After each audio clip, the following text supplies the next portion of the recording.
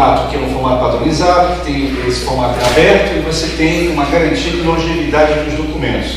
Se a longevidade dos documentos é um fator importante, o ODF tem que ser considerado. O outro é o custo. Tá? É muito fácil fazer uma equaçãozinha do número de licenças multiplicado pelo preço, multiplicado por um fator de aderência, tá? Que é o fator de quantos por cento das máquinas você vai conseguir substituir. Tá?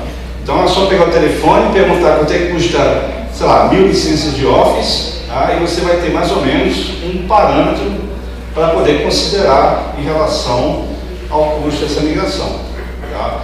E aí você ainda pode pegar esse parâmetro e multiplicar pelo número de anos, porque a gente sabe de que a cada 3 anos tem que ir lá pingar de novo, tá? Para recomprar uma licença do Office. O LibreOffice, uma vez que você adquire e instala, você não mais tem consideração em relação a custo de licença. E tem mais uma coisa. Uma outra vantagem do LibreOffice, tá? Para o gestor de TI, é que tu não precisa ficar contando as licenças. Tá? Se for 20 máquinas, é fácil contar. Se for 20.000 máquinas, já fica difícil. Tá? Porque entra uma máquina, sai uma máquina, troca aqui, troca ali, entrou um funcionário novo, precisa fazer um relatório rápido, instala uma cópia pirata e na hora que você vai ver, o gestor perdeu o controle. Tá? Isso é muito comum mesmo. Muito bem, sem esse comprometimento aqui da diretoria, tá? Nossa recomendação é ou parar, tá? Ou então espere um tempo para poder apresentar um projeto melhor. Tá? Isso é muito importante. Muito bem, à frente da gerência de mudança, né? Uma tropa toda para frente. Muito bem, então a gente tem que entender o seguinte: essa mudança, por mais que vocês ouçam detalhes técnicos, é uma gerência de cultura, é uma mudança de cultura. Os problemas técnicos, tá, são os mais fáceis da gente resolver. Agora, a cabeça do usuário é muito difícil. Concorda? Né? Eu digo, se a pessoa diz assim, eu preciso daquela rebimboca, tá, porque o Excel faz aquela rebimboca, eu digo, eu faço a mesma rebimboca, talvez com um clique a mais, mas eu faço. Tá? Agora, se o cara bateu o pé, rolou no chão e diz que não quer mudar, o que eu posso fazer? Eu, gerente de TI, não posso. O diretor talvez possa.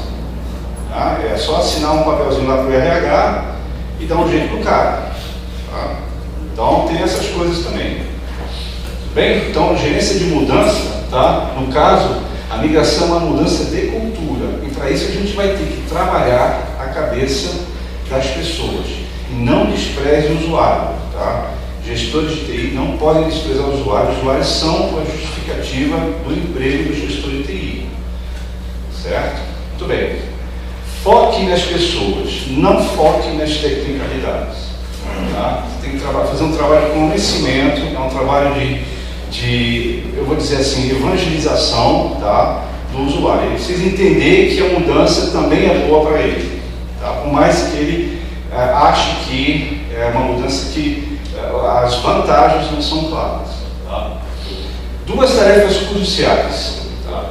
A comunicação interna, e aí vocês vão ter que comunicar, explicar direitinho o que está sendo feita essa mudança. Tá?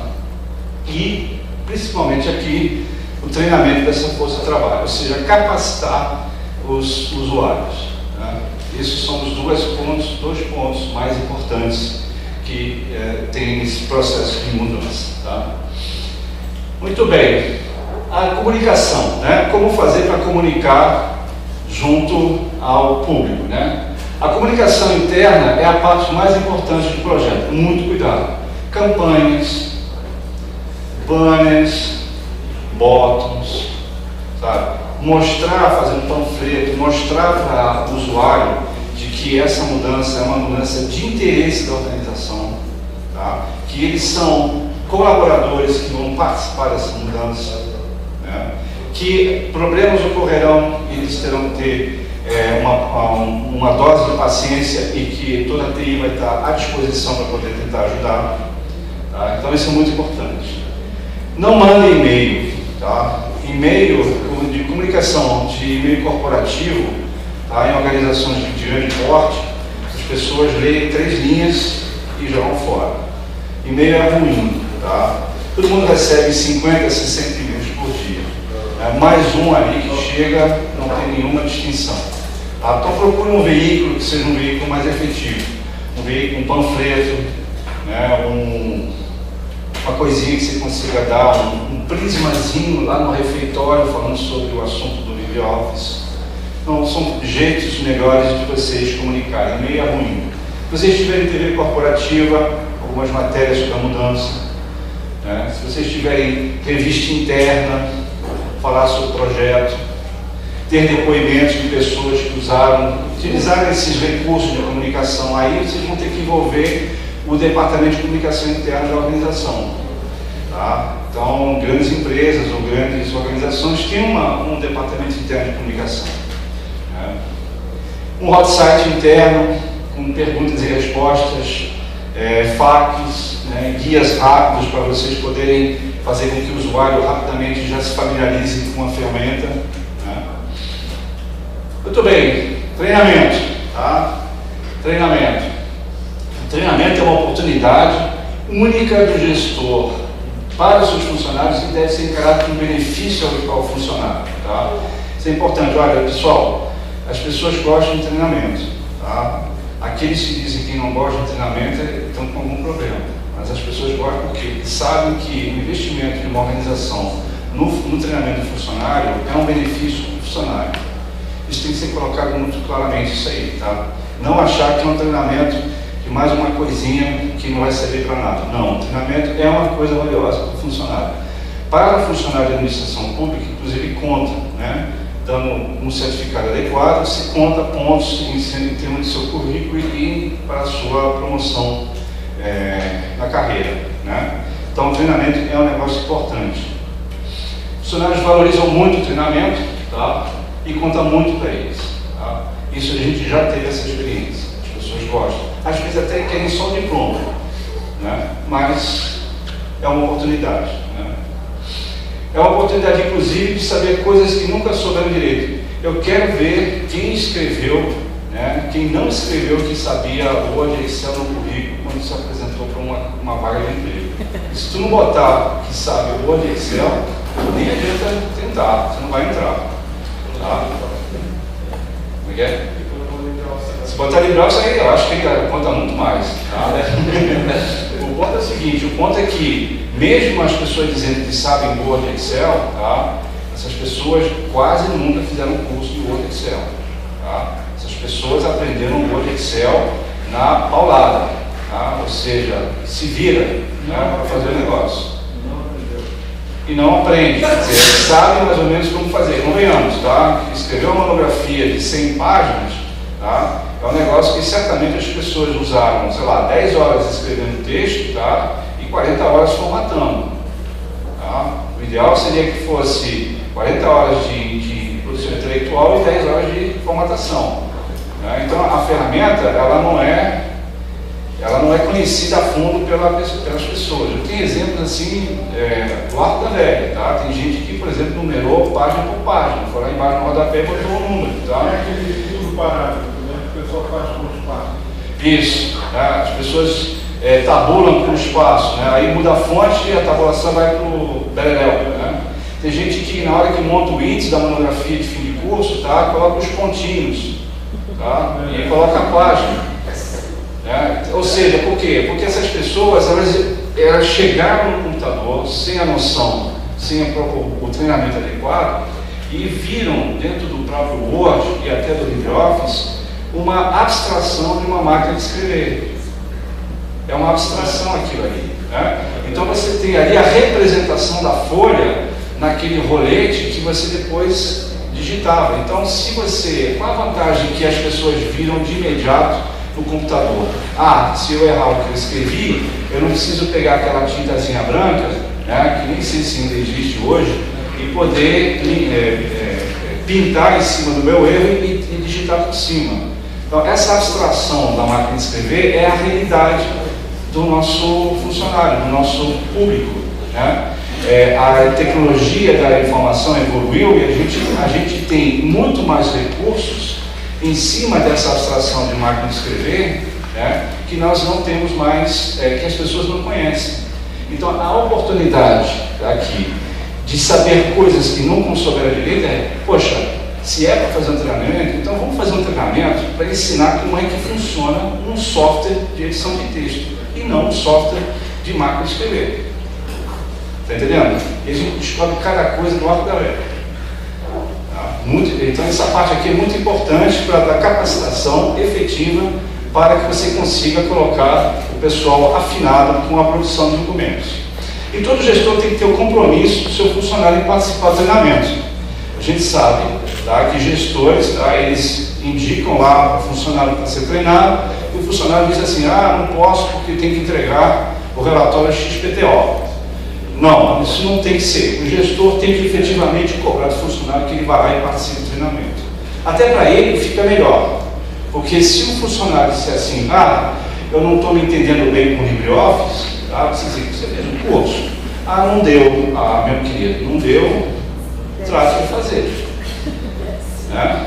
Ou seja, os recursos foram colocados à disposição do funcionário e ele tem que então cumprir com isso aí. Certo? Muito bem.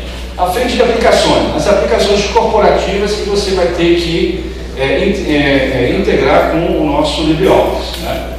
Bom, na medida do possível, vamos lá, na medida do possível, adaptar as aplicações internas para a geração de documentos em ODF.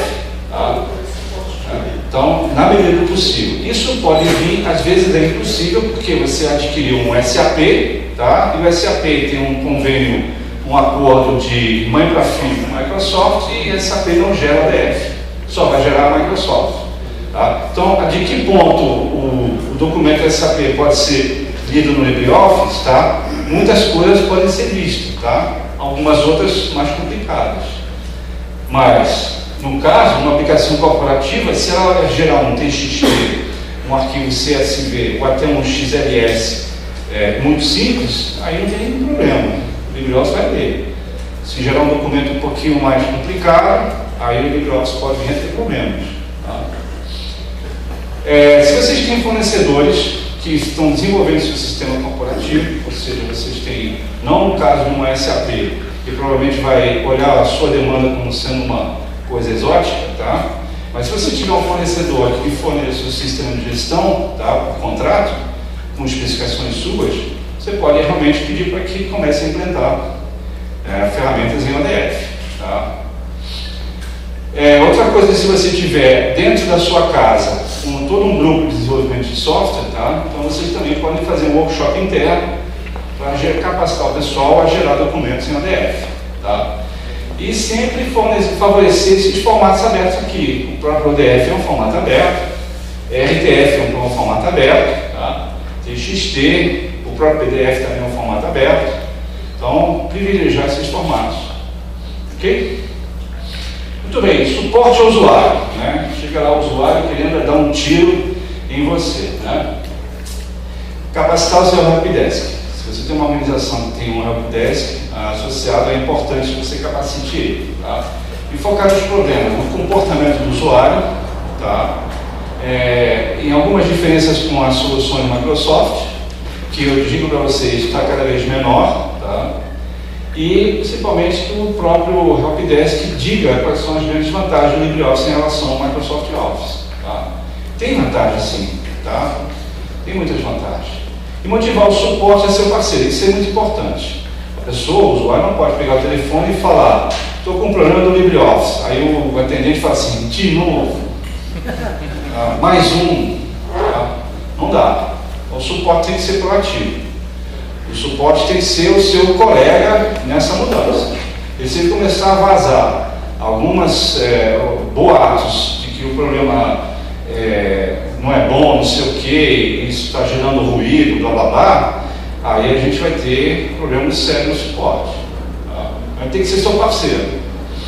E olha só, não resolver problema do usuário recalcitrante. Eu já enfrentei camarada faz de propósito de criar um documento no Excel que só funciona no Excel. Tá? O que ele foi fazer lá tinha nada a ver com planilha, mas ele fez uma bagunça ali e fez de propósito para que não funcionasse direito o LibreOffice. Tá? Tem muitos documentos que a gente vê formatados de forma muito mal estruturada, tá? E que na hora que a gente importa no LibreOffice, a gente tem problemas de formatação. Às vezes a imagem sai fora do esquadro, às vezes a tabela pula de página. Tá? Então essas coisas, tá, não devem ser motivo de suporte. Essas coisas têm que ser motivos para o funcionário ele mesmo ajustar. Tá? Então por isso que eu não estou recomendando nesse momento que a gente remova de todo o Office da Microsoft. A gente não quer parar a empresa, tá? A gente não quer parar a organização. Mas a gente quer simplesmente fazer com que o Office da Microsoft se torne relevante, minoritário e às vezes até dispensável. Porque 99%, eu tenho quase certeza, tudo bem, isso é um número empírico, tá? Mas 95% a 99% dos problemas de uma empresa na geração de documentos, o LibreOffice resolve. Né? Ah, o camarada aqui está usando um Excel que tem um gráfico dinâmico, ou seja, um gráfico feito a partir de uma tabela dinâmica. Pô, o cara é um planilheiro de mão cheia, tá? Tudo bem, eu não tenho no LibreOffice gráfico dinâmico, eu tenho tabela dinâmica, mas não tenho gráfico dinâmico. Bom, então esse cara aí, se ele for bater pé e não quiser mudar o sistema dele, então que ele fique lá com o Excel dele, entendeu? Só que eu vou mandar o ODF para ele, tá? Ele vai ter o trabalho de abrir o ODF e jogar para o Excel dele, né? Então, não vamos facilitar a vida do cara que está querendo complicar. Muito bem, a distribuição, né? O LibreOffice, tá, ele não está empacotado, na forma como você baixa ele da internet, ele não está empacotado para facilitar a distribuição em empresas. Tá? Então, assim como o colega me citou aqui,